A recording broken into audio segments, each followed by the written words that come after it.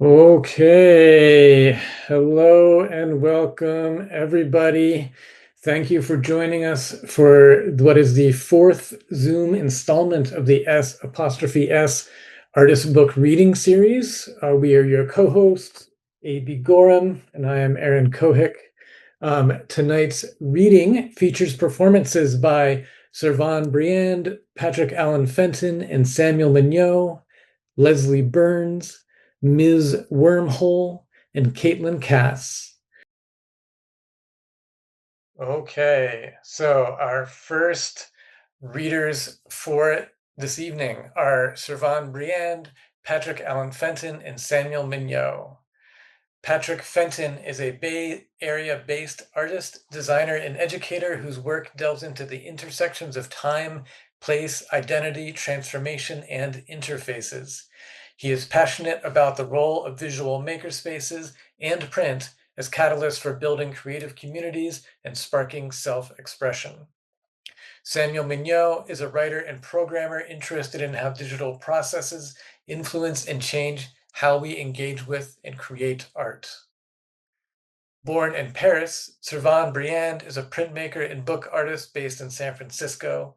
In 2019, she started the project Passages of Babel, an exploration of the space in between idiolects, a collaborative project on language, poetics, and translation. Each person has a personal language, what George Steiner calls an idiolect. To work on a project together and to experience it is to translate. Arise by any other name is a reflection on how every book is constantly changing. That, as a postmodern Heraclitus might put it, you cannot step into the same book twice, but that this is fundamentally what makes books worth reading. Tonight will be another exercise in translation, reading live from a big version of booklet number 10 of the 12 booklets total in the project.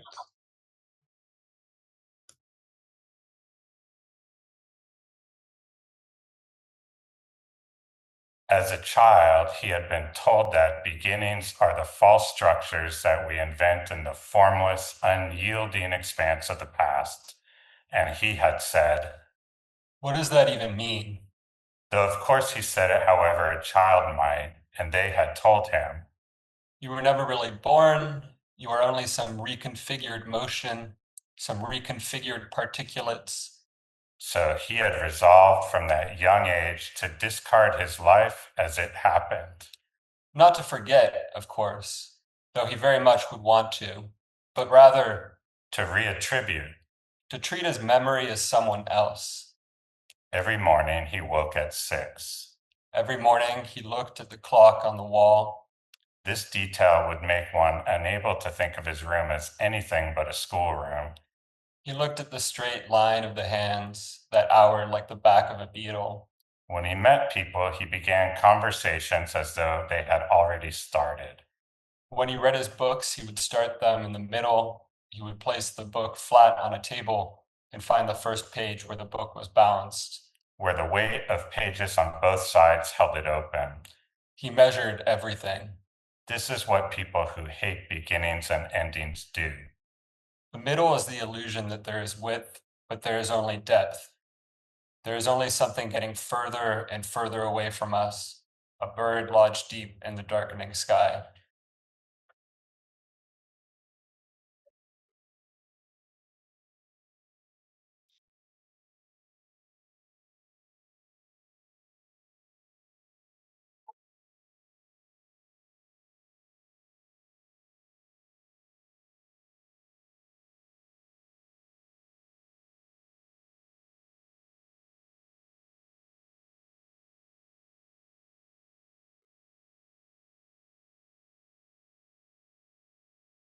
One could say that her fingers touch life while the others simply operate the machinery at its ends. One could say she is of the world and therefore more beautiful, more relevant, more important than her sentinel sisters. That is, if we are, as we claim, arbiters of meaning. After all, the string she has touched is all the time that has been lived. Her hands have passed over the exact totality of time experienced, which is thorough. which is beautiful. Though this assumes she's responsible for the strings of dogs. And of frogs. Yes, and yes, even of ants. Which begs the questions of their material and shape, where there is something ant-like to the string of ants, or whether simply each string has its own color. Which begs the question of phylogenetic consistency, and whether, say, a wolf and a dog have similar colored threads. Tawny hues, one would suppose. And if so, what determines the mapping from genes onto bands of light? Is there an elegance to the formula, or simply convenience, a formality? But surely we're not thinking. With mounting anxiety. What of microbes, brief and shockingly frequent? To which I say, let us ignore microbes, because things are already pretty inconceivable without considering lachesis hunched with telescopic lenses over trillions of invisibly thin threads, because we are already in over our heads imagining even ants and insects, the lives of smaller, briefer things, which must be so much more intricate and difficult to measure, requiring, ironically, more time. Which begs the question of whether there are more things dying right now than there were when there were fewer people, whether the job is getting harder. Which begs the question of whether they have interns, women in white, who practice on the easier animals, or if there is indeed more life and more death, whether there is a factory where the threads are teased apart and attended to by giant machines.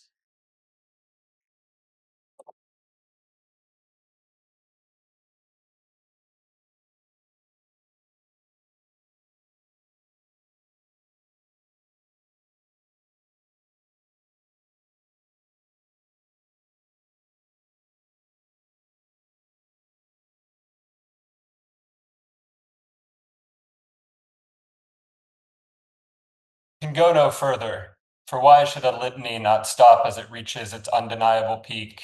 Cresting majestic. The last wing stroke of a bird driven by electromagnetic impulse, crow flight towards the sun.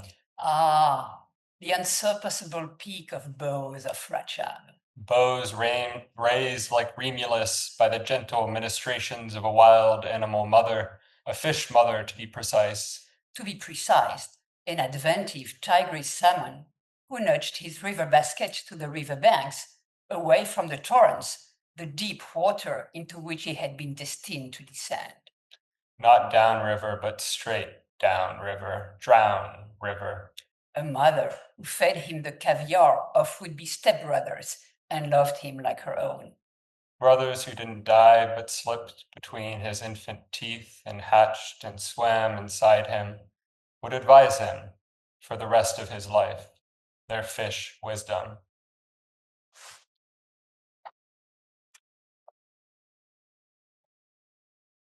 Thank you. Thank you.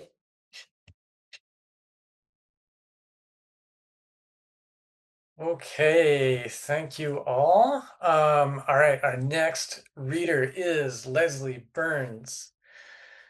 Leslie BERNS, an interdisciplinary painter, makes work on and of paper and mixed media, painterly, sculptural, and performative objects. Her research on the construction of race and mixed race identity in relation to a broad social and historical context is graphically conveyed through the visual language of geometric abstraction, figuration, and the metaphorical use of materials. A 2023 James Weldon Johnson Foundation Fellow, she was in residence at Simon's Rockbard College, a quarter of a mile down the road from James Weldon and Grace Nail Johnson's summer retreat, 5 acres, and Johnson's writing cabin in Great Barrington, Massachusetts. Born in Buffalo, New York, to parents of German and Jamaican heritage, Leslie holds a BFA from Pratt Institute and an MFA from the Yale School of Art, both in painting, and a former senior lecturer of fine art at the University of Maryland, College Park. Leslie is currently based in Hudson, New York. Her project, an altered book, is titled A Book Begets a Book, Altered Autobiography of an Ex-Colored Man.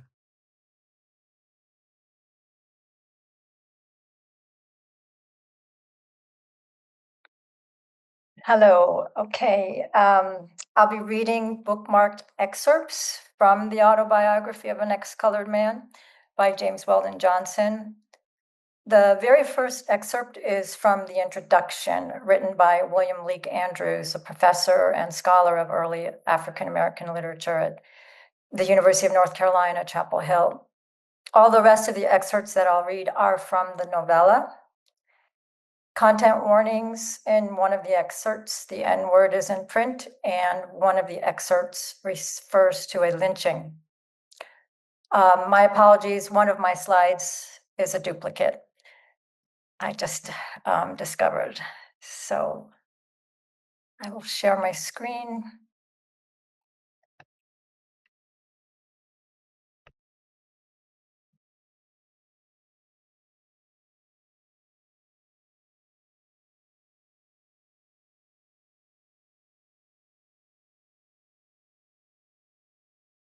When the time came for him to confront his identity in a broad social context, however, Johnson's summer in rural Georgia taught him that he could not think of the Black country folk as something apart from himself.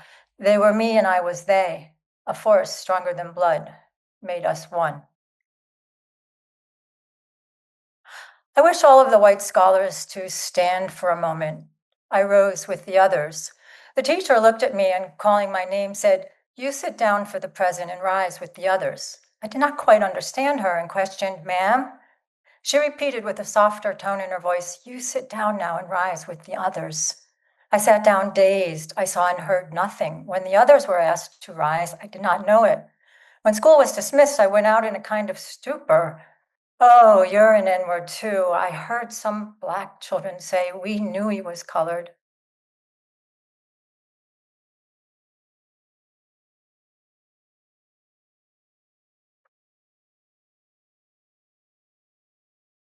"Well, Mother, am I white? Are you white?" She answered tremblingly, "No, I am not white, but your father is one of the greatest men in the country. The best blood of the South is in you."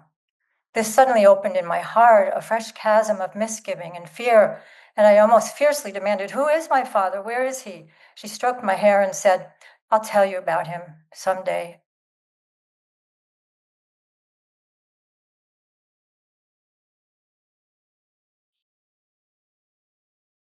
At this time, I went in for music with an earnestness worthy of maturer years. A change of teachers was largely responsible for this. I began now to take lessons of the organist of the church, which I attended with my mother. He was a good teacher and quite a thorough musician. He was so skillful in his instruction and filled with such enthusiasm that my progress, these are his words, was marvelous.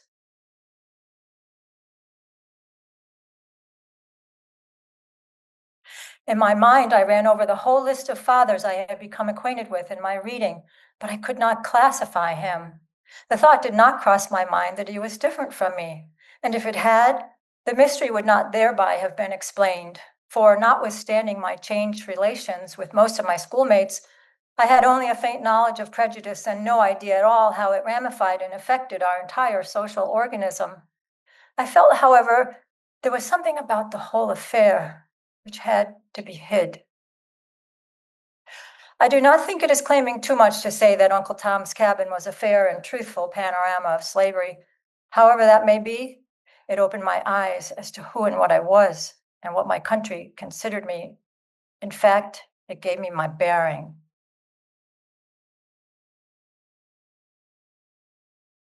I felt leap within me pride that I was colored, and I began to form wild dreams of bringing glory and honor to the Negro race.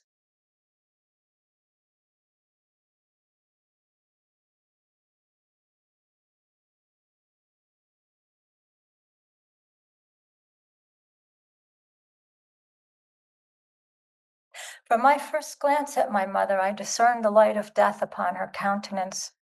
I fell upon my knees beside the bed and, burying my face in the sheets, sobbed convulsively. She died with the fingers of her left hand entwined in my hair.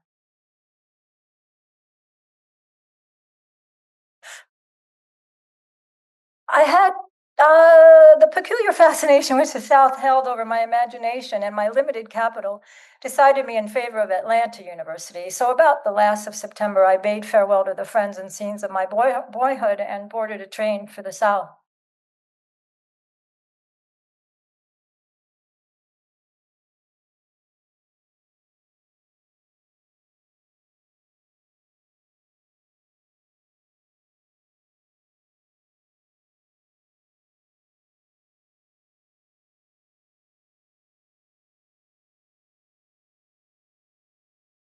He informed me that it was the best place in town where a colored man could get a meal.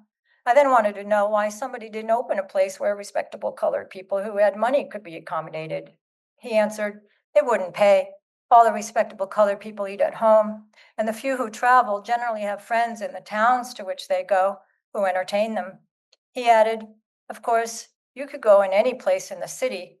They wouldn't know you from white.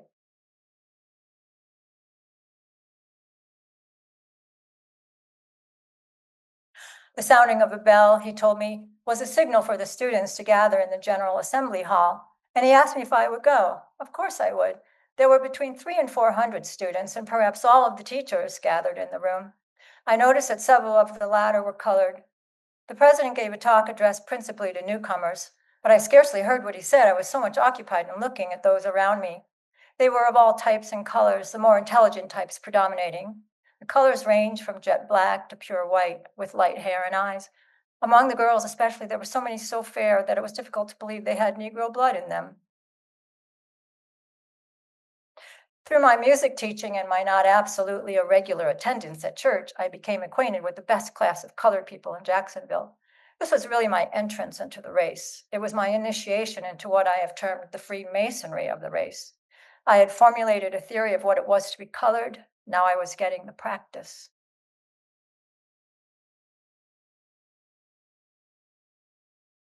And two, the player, the dexterity of his left hand in making rapid octave runs and jumps was little short of marvelous. And with his right hand, he frequently swept half the keyboard with clean-cut chromatics, which he fitted in so nicely so as to never fail to arouse in his listeners a sort of pleasant surprise at the accomplishment of his feat.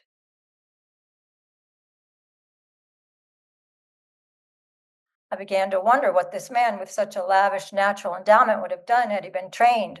Perhaps he wouldn't have done anything at all. He might have become at best a mediocre imitator of the great masters and what they've already done to a finish, or one of the modern innovators who strive after originality by seeing how cleverly they can dodge about through the rules of harmony and at the same time avoid melody.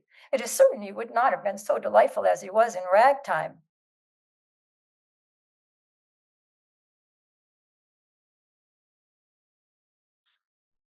By mastering ragtime, I gained several things. First of all, I gained the title of professor. I was known as the professor as long as I remained in that world. Then, too, I gained the means of earning a rather fair livelihood. This work took up much of my time and kept me almost entirely away from the gambling table, though through it I also gained a friend who was the means by which I escaped from this lower world.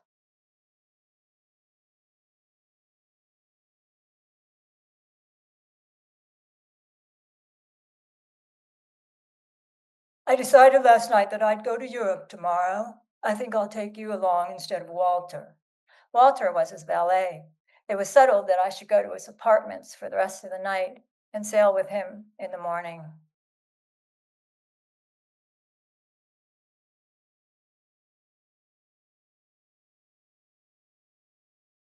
My boy, you are by blood, by appearance, by education, and by tastes, a white man.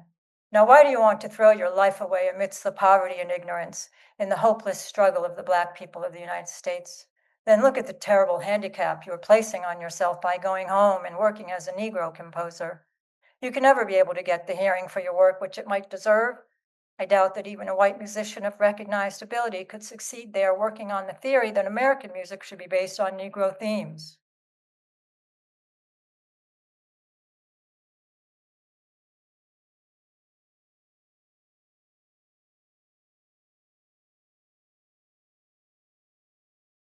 And thus, traveling about through the country, I was sometimes amused on arriving at some little railroad station town to be taken for and treated as a white man. And 6 hours later, when it was learned that I was stopping at the house of the colored preacher or school teacher to note the attitude of the whole town change. At times, this led even to embarrassment. Yet can it not be so embarrassing for a colored man to be taken for white as for a white man to be taken for colored? And I have heard of several cases of the latter kind.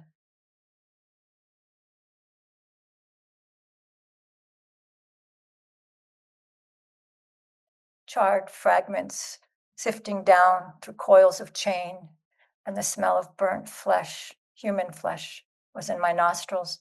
I walked a short distance away and sat down in order to clear my dazed mind. A great wave of humiliation and shame swept over me.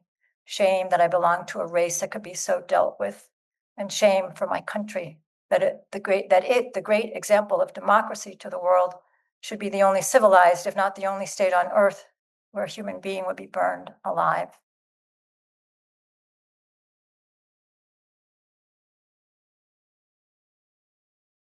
All along the journey, I was occupied in debating with myself the step which I had decided to take. I argued that to forsake one's race to better one's condition was no less worthy an action than to forsake one's country for the same purpose. I finally made up my mind that I would neither disclaim the black race nor claim the white race, but that I would change my name, raise a mustache, and let the world take me for what it would. That it was not necessary for me to go about with a label of inferiority pasted across my forehead.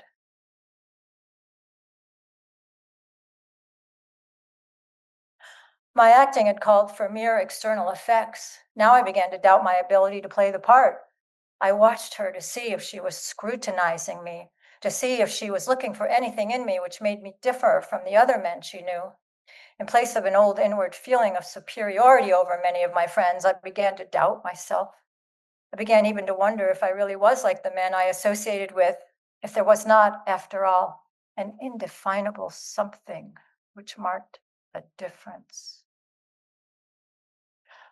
That moral courage requires more than physical courage is no mere poetic fancy. I am sure I should have found it easier to take the place of a gladiator, no matter how fierce the Numidian lion, than to tell that slender girl that I had Negro blood in my veins, a fact which I had at times wished to cry out, I now wish to hide forever.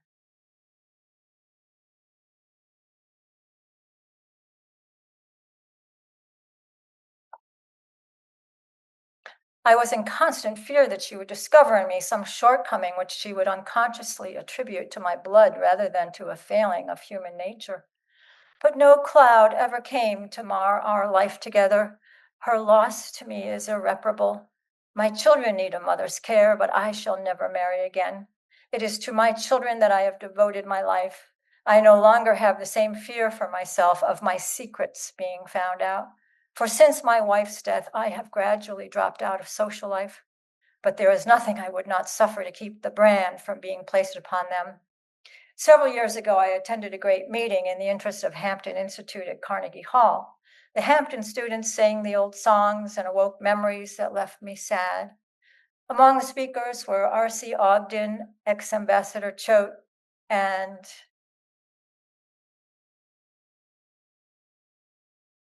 Mark Twain. But the greatest interest of the audience was centered in Booker T. Washington, and not because he so much surpassed the others in eloquence, but because of what he represented with so much earnestness and faith. And it is this that all of that small but gallant band of colored men who are publicly fighting the cause of their race have behind them. Even those who oppose them know that these men have the eternal principles of right on their side, and they will be victors even though they should go down in defeat.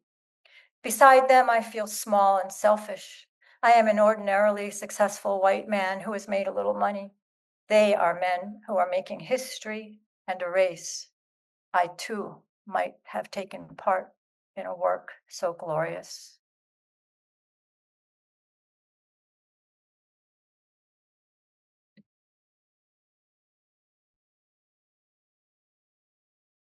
Thank you.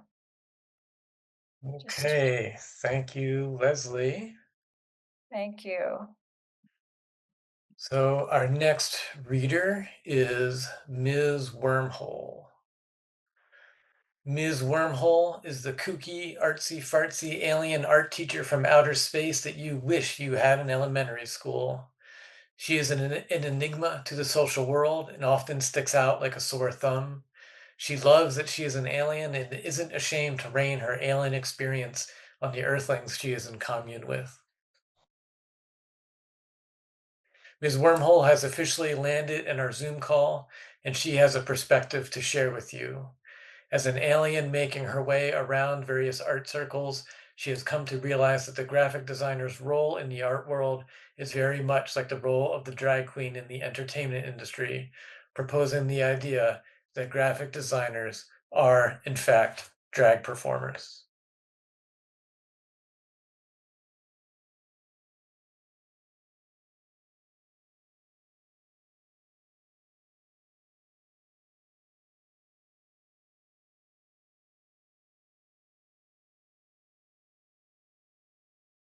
I think we're having a little technical difficulty with Ms. Wormhole. Let's go ahead and move on to Caitlin and we can come back.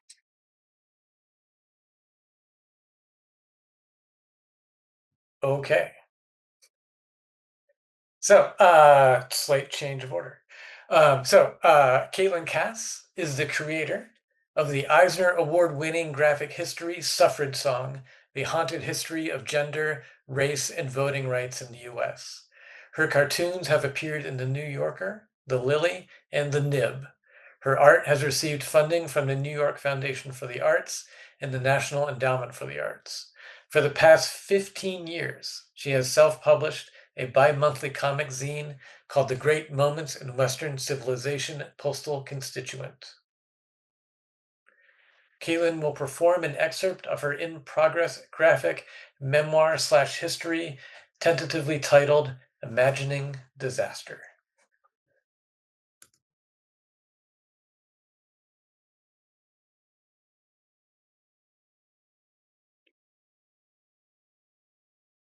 First, you should know, I live alone now. I'm experiencing what most people might call a midlife crisis. I've been following symbols, frogs, and birds, staring out the window, making connections.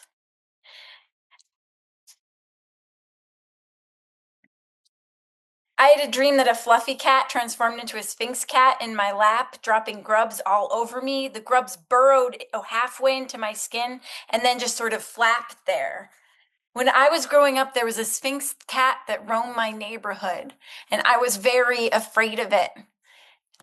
Suddenly, my interest in disasters began early. Suddenly, there was a total panic. People started clawing at each other like wild animals, trying to escape from the blazing inferno. At 7, I played an Iroquois theater fire victim in our local cemetery walk. I saw Anna fall and people stepped right on top of her as they fought their way to the exit doors. But these doors open inward. With so many hundreds of people fighting and clawing to get out, many of us ended up in huge piles right in front of the exits. Not long after I played my first disaster victim, I became convinced that I was dying of a rare disease that the doctors would never understand. God bless Mom and Dad and Courtney and the McMahons, and please make me not die. I started sleeping with my head by the open window, even when it was chilly. Cocooning against the cold gave me comfort. I think I saw something about the fresh air cure on a historic home tour. Plus, obviously, the open window made me closer to heaven. And if I do have to die, please make it after the sleepover on Saturday.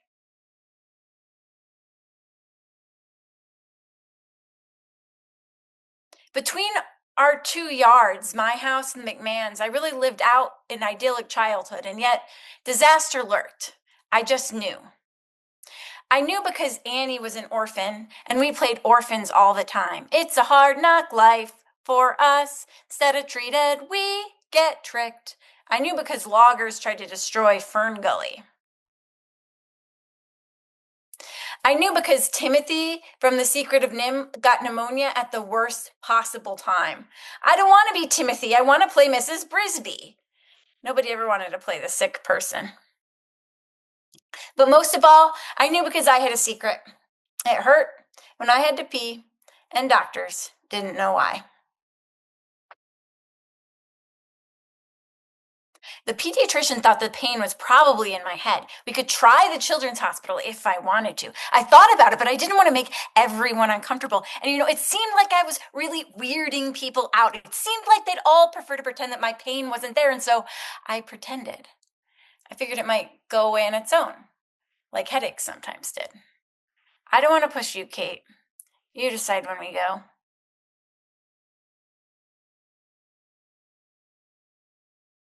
Falling asleep, I tried to convince myself that the pain had passed, but then I'd wake up with that now familiar burning sensation and need to rush to the bathroom for relief. Back in bed, I'd toss and turn, considering how I might will the pain to stop or make a potion to banish it. But at least a year passed before I gained the courage to go back, or to ask to go back to the doctor. Recently, I learned that marks in the labia majora were often used to identify witches in 17th century England.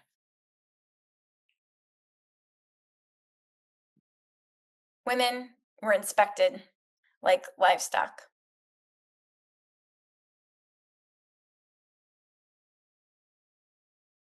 My doctor's visits were far less sinister, but they felt so awkward that I didn't tell any of my friends.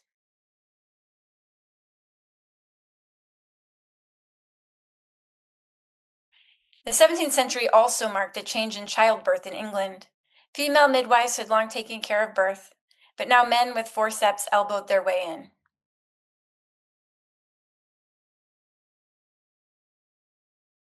The midwives said the forceps were violent. In retaliation, men wrote treatises to discredit them. Midwives are so much to blame, especially the younger and more meddlesome ones who make a marvelous potter when they hear the women cry out with their pains and implore assistance. From the outset, the scientific revolution was built on denying women's pain. I learned about William Harvey in History of Science at college. We studied his On the Motion of the Heart and Blood in Animals. We did not discuss his anti-midwife treatise. There I am reading Beyond Good and Evil. I went to a great books program focused on Western classics. Whenever we came across a sexist or racist comment in the text, people would brush it off as an irrelevant relic from another time. What do you all make of the part where Nietzsche says, when a woman has scholarly intentions, there is usually something wrong with her sexually? When someone insisted on discussing it, their comments were often minimized and seen as tangential to the real matter at hand. It's from the 1800s. What do you expect? The first guy I kissed. Later, I learned that he was trying to kiss every girl in our class.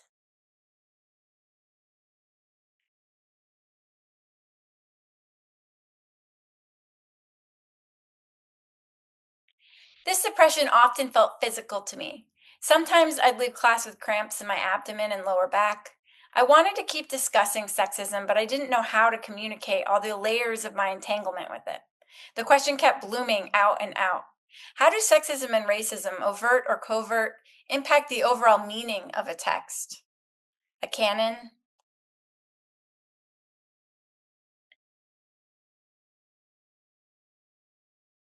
A life? How do racism and sexism impact an ecosystem?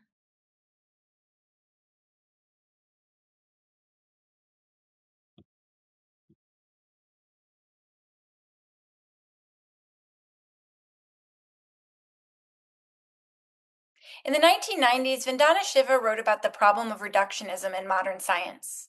The assumptions of reductionism are based on uniformity, perceiving all systems as comprising the same basic constituents, it's discrete and atomistic, and assuming all basic processes to be mechanical. There's Vandana speaking in 1993, and behind her, there's Man as an Industrial Palace after Fritz Kahn. So this was my rendition of his illustration, with the men running the body as a machine from the brain. By ignoring what could not be understood and focusing on what could be, many scientists learned to see nature as a machine. But we are not machines. Here I am at 3 in front of a security sign. I've been combing my archive looking for evidence of repression, and this work has distorted my sense of time. Time keeps blooming out in a network of relationships. As my unconscious becomes conscious, I'm sitting in this doorway thinking about that non-consensual game of doctor and how it maybe could have triggered my pain, wondering if it also had to do with the fact that I like girls. Here I am at 13.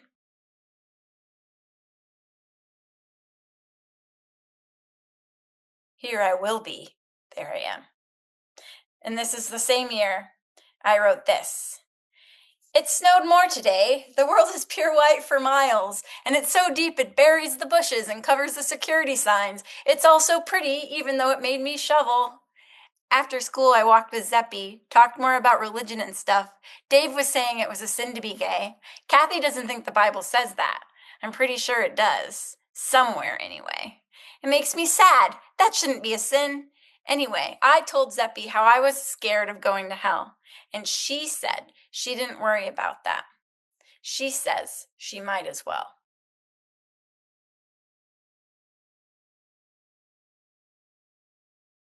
So I'm thinking about the grubs occupying the threshold between inside and outside, to move to between, to know that you are both. Halfway in, halfway out. But what happens when the grubs become beetles inside of my skin? As I witnessed that Trump red line surmount Harris blue, I thought about human beings as resources. How terrible it was to watch that unqualified rapist beat a well-qualified woman for the second time. I'd just spent 5 years making a book about women fighting for the right to vote, so, none of this was surprising, but I felt it in my body. My muscles tightened. I cried, closed my laptop, and went to bed. I don't want to be a victim, and yet I stare into the smoke. I research its origins. Oh, to find connections on this sinking ship.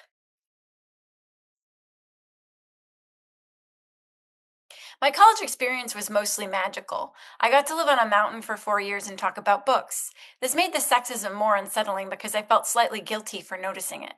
I think you just restated exactly what Miss Cavazade said. You did. We called each other Miss and Mr. in class. Our class was about 70% male, but I found some lifelong female friends. I wish we would read more women authors. Well, he let me translate that Sappho fragment in Greek at least. And in 3 years, we get to read Virginia Woolf. 2 years till Austin. In lab freshman year, we got to read an excerpt from Annie Dillard's Pilgrim at Tinker Creek. The secret to seeing is to sail on solar wind.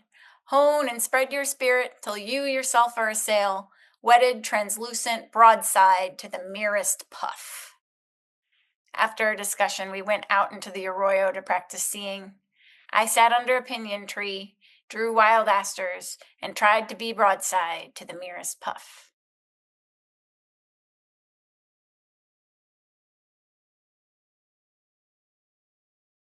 Some of my classmates groaned at this new agey exercise, but I ignored them and pondered lichen. Annie Dillard inspired me to apply to be a lab assistant the following year. I didn't make the first cut, but they offered me a job working with the January freshmen. Who's ready for their sheep pluck? That's the heart and lungs of a sheep. This was the course where we read the anti-midwife blood lover William Harvey. One of my jobs was to raise fertilized chicken eggs so that we could observe the growth of an embryo's heart and veins.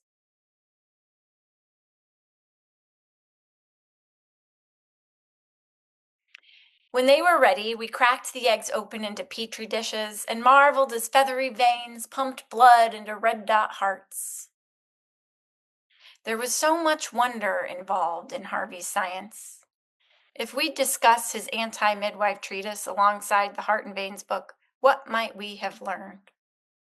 Perhaps something about how tempting it is to harness awe into power. And maybe it would have helped us begin to see that we don't exist outside a network of relations, because action at a distance is real, and we are all entangled. And did you know that you emit light when you look.